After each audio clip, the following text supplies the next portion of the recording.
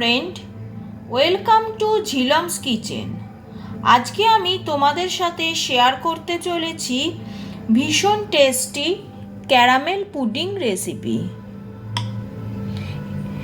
তোমাদের যদি আমার এই রেসিপিটা পছন্দ হয়ে থাকে তাহলে তোমরা লাইক, শেয়ার, কমেন্ট করো। আর আমার চ্যানেলের নিত্য নতুন রেসিপির আপডেট পেতে গেলে আমার চ্যানেলটিকে অবশ্যই সাবস্ক্রাইব করো।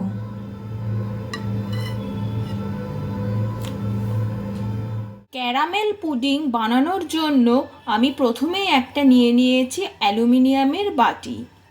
যেহেতু আমি পুডিংটা গ্যাসে বানাবো, মাইক্রো ওভেনে বানাবো না, সেই জন্য আমি এইরকম একটা অ্যালুমিনিয়ামের বাটি ইউজ করছি।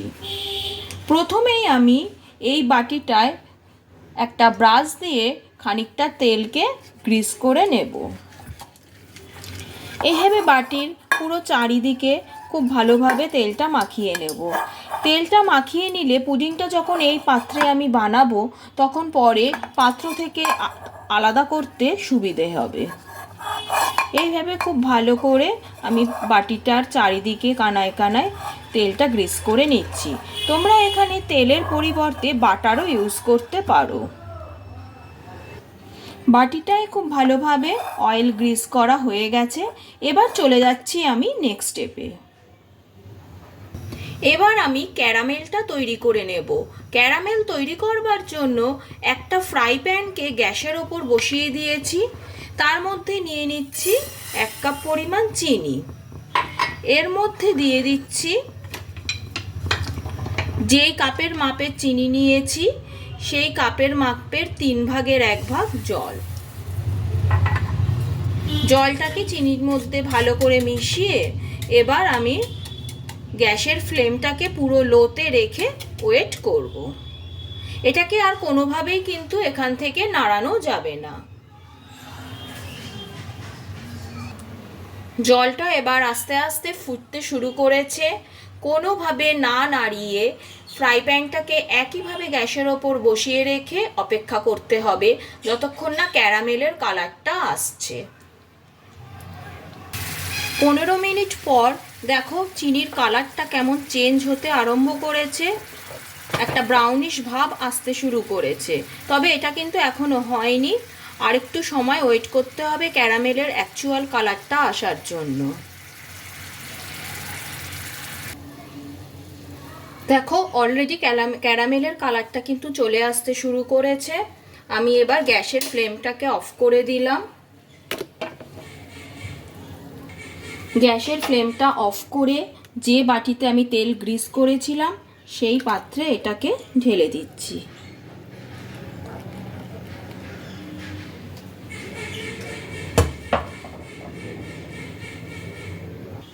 দেখো কত সুন্দর ক্যারামেলের কালারটা এসছে। আর ক্যারামেলটাকে এইভাবে এখন বাটিতে রেখে ঠান্ডা হতে দেব যাতে এটা ভালোভাবে বাটির মধ্যে সেট হয়ে যায়। যতক্ষণ এটা সেট হচ্ছে ততক্ষণ আমি পুডিংয়ের ব্যাটারটা তৈরি করে নিচ্ছি।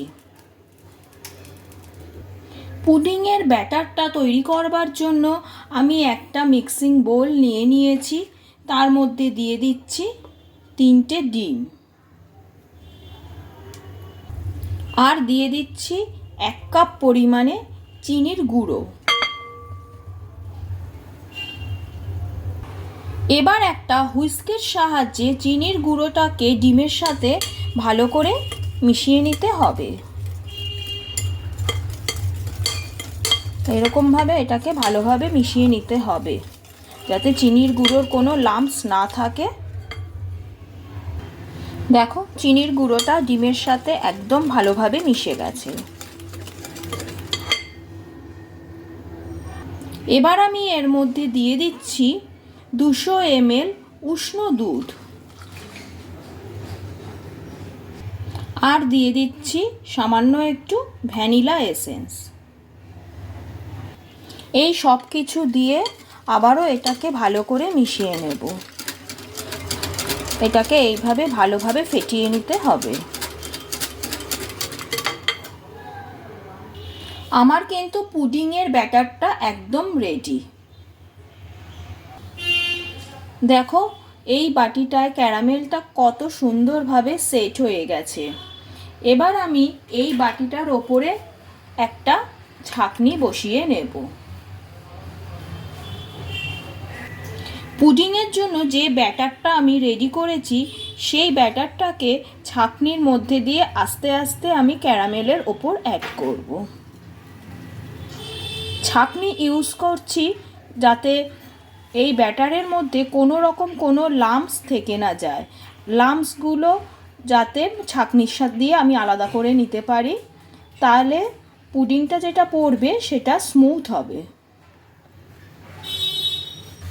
দেখো, ডিম বা চিনির গুঁড়োর যে লাম্পসগুলো ছিল সেগুলো সমস্তই আমি এই ছাঁকনিতে আলাদা করে নিতে পেরেছি।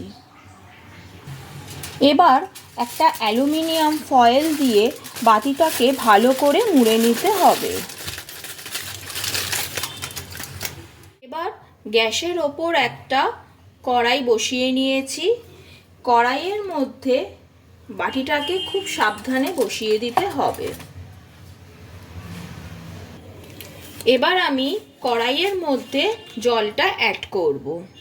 জল কিন্তু খুব বেশি দিতে হবে না, বাটিটার 4 ভাগের 1 ভাগ যেন জলের মধ্যে ডুবে থাকে।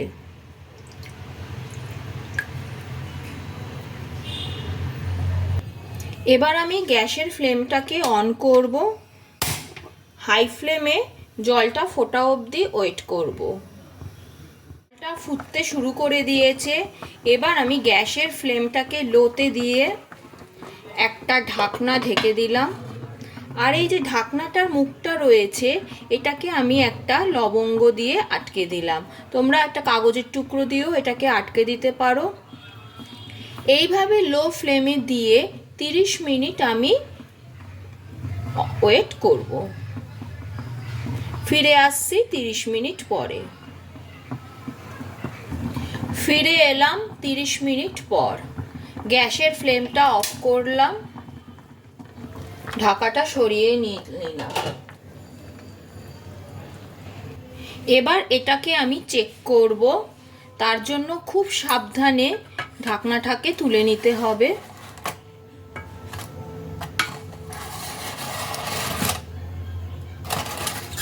ঢাকনাটা সরিয়ে নিলাম। এবার একটা টুথপিককে মাঝ বরাবর আমি ঢুকিয়ে দেব। টুথপিকটা একদম পরিষ্কারভাবে বেরিয়ে এসছে, তার মানে এটা একদম হয়ে গেছে। এবার বাটিটাকে আমি কড়াই থেকে নামিয়ে নিয়ে 10 মিনিটের জন্য ঠান্ডা হতে দেব। তারপর এটাকে ফ্রিজে 3 থেকে 4 ঘন্টার জন্য রেখে দেব। ফিরে আসছি আবার 4 ঘন্টা পরে। ফিরে এলাম 4 ঘন্টা পর।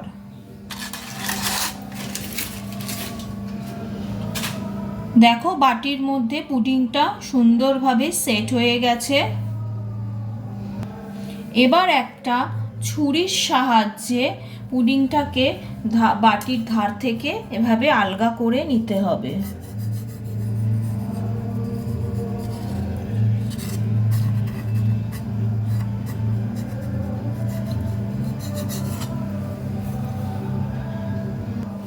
এবার একটা প্লেটকে বাটির ওপর এভাবে ঢেকে বাটিটাকে প্লেটের ওপর উল্টে দিতে হবে। তারপর আস্তে করে বাটিটাকে এভাবে টোকা মেরে ভেতরে পুডিংটাকে আলগা করে নেব।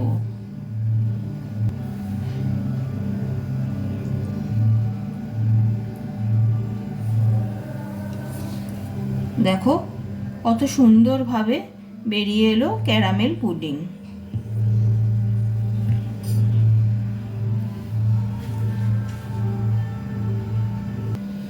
তৈরি হয়ে গেল ভীষণ টেস্টি ক্যারামেল পুডিং।